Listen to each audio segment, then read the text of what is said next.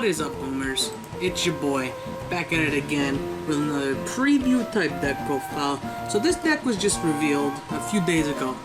It's a little known deck called Hakai. It's really fucking interesting in their game mechanic. It's very reminiscent of Shu Kings. So I tried to work in, I've read the cards.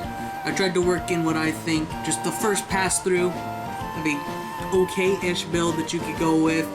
Maybe play around with the archetype, learn some new things about it, how the whole world works. Just based on the gimmicks that I've seen from the cards themselves, and so on and so forth. So we'll just get right on into it. We'll start off with the hand traps. We just play 3 Ash and 3 Thanos, just for protection's sake, because you don't know what you're doing. This is a brand new deck. You've got to be safe, ladies and gentlemen.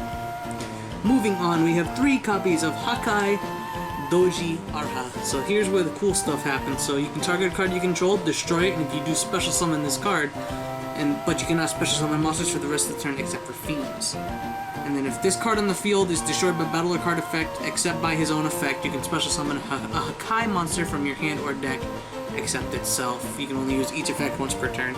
So 2 of the 3 main deck guys are level 3 fiends. So, we gotta throw that girl in.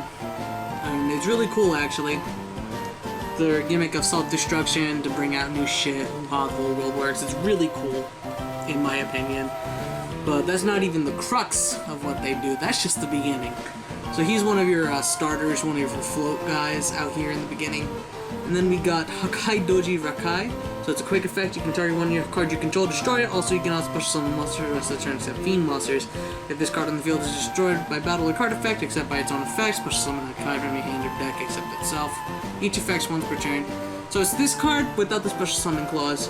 So as they get more support, if they do get more support, I can see her going down maybe 1 or 2, but she's still a very good card, at least for the now. She is also a quick effect, which is something very good to keep in mind, very easy to forget.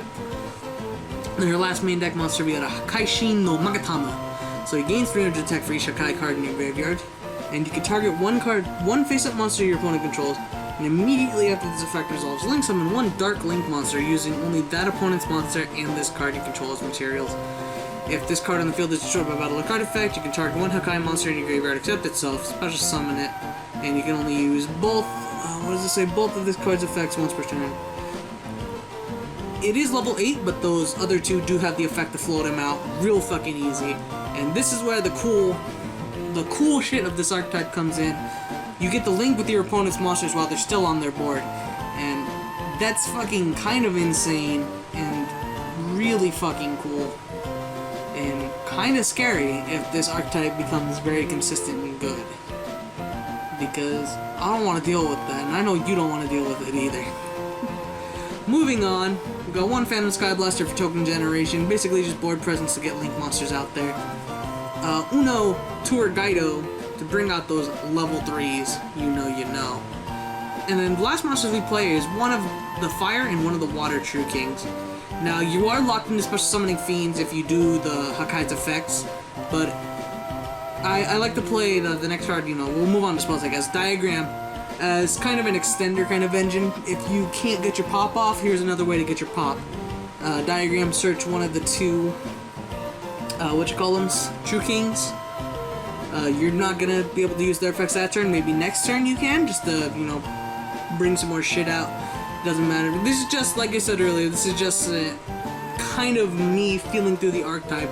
A kind of example of where it could go in the future. We got 3 copies of Hakai no Dokoko. So if you link summon a Hakai Link monster, you can target 1 card on the field, destroy it. And if this set card is destroyed by a card effect, you can special summon 1 Hakai monster from your deck. You can only use each effect once per turn. All of these spells and traps thus far have that shared second effect. If they are destroyed while set, you get the special summon a Hakai monster from your deck. And that is really strong. Like, unnecessarily strong. It's very, very good. Play 3 Mind Control, just easier ways to steal your opponent's monsters. Because unless you get the big boys out there, you're not linking with them. So you could just take them, pop them later with these guys if you really have to. But Mind Control at 3, I feel like, is a definite plus. One Monster Reborn, just standard extender. I choose to play 2 Extravagance. I've maxed out on all the Hakais in the extra deck because they're the main ones that you're going to be going into with those effects. As of right now, just me, brainstorming it, I couldn't really think of any other draw power that they could go through. There probably is something that I'm missing other than, DNA transplant Fragrance Storm.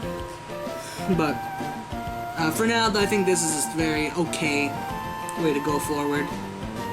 And less spell, I plays 1 Scapegoat, just more token generation, get more Link monsters out.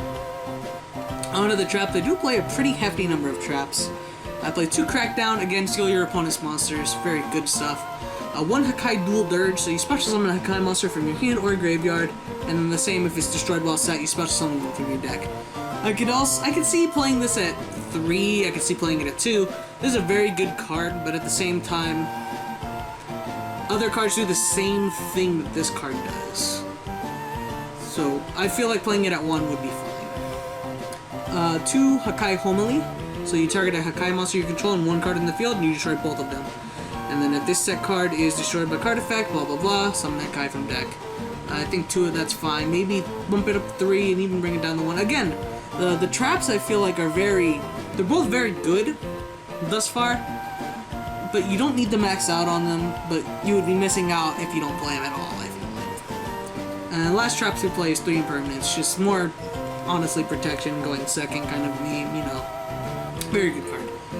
Moving on to the extra deck, we'll get the filler stuff out of the way first. 1 Beat Cop, the Boral Twins, some Nightmares, Phoenix and Unicorn, and then a Topologic Bomber to blow up all your main monsters and stuff. That's pretty cool stuff. You're just gonna get them back anyways, it don't matter.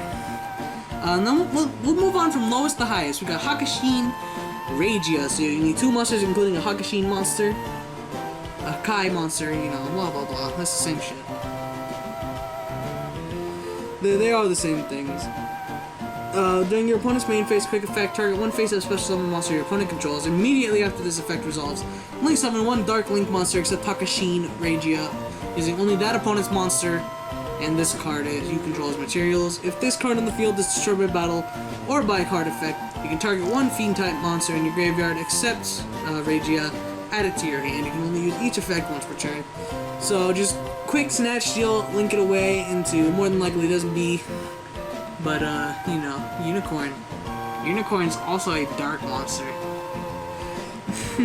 What does this one do? So 2+ monsters including a Hakai monster, you can target 1 face-up monster your opponent controls, blah blah blah, link it away. If this card on the field is destroyed by battle or card effect, you can target 1 Fiend monster in your graveyard, add it to your hand.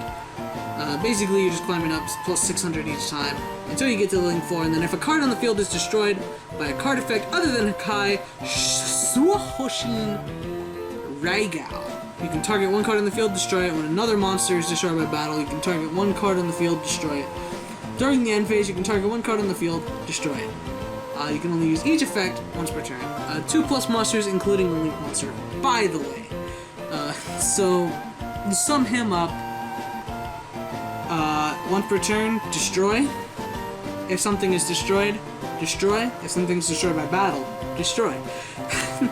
Destroy all humans, basically. If this deck gets very consistent and, powerful, this card is going to be insane. He's very, very good. 3,000 big body, Dark Link 4. He's technically also generic. This will be a scary card to look out for sure fucking sure. Anyways, that's the deck. This, like I said earlier, it's a very, very interesting archetype, and I think it has the promise to be very, very, very good. Destroying your own cards, as we've seen with True Draco. And Gradles even. Hey guys, Gradle Kaiju, we're here. No. Destroying your own cards and destroying your own shit for benefits can be a very, very, very powerful game mechanic. And I think they're headed in the right direction with this. But I've been wrong about archetypes before, so take it all with a grain of salt. Just like with the deck profile, this is just my musings of this deck, my first pass through. Will it be good? Probably won't be the best, but I think this is a very good starting point, just for everything that this deck has to offer. Alright guys, that's gonna be it for this one. I know, it's kind of a meme one. I don't really know what I'm doing, but you know. When do I?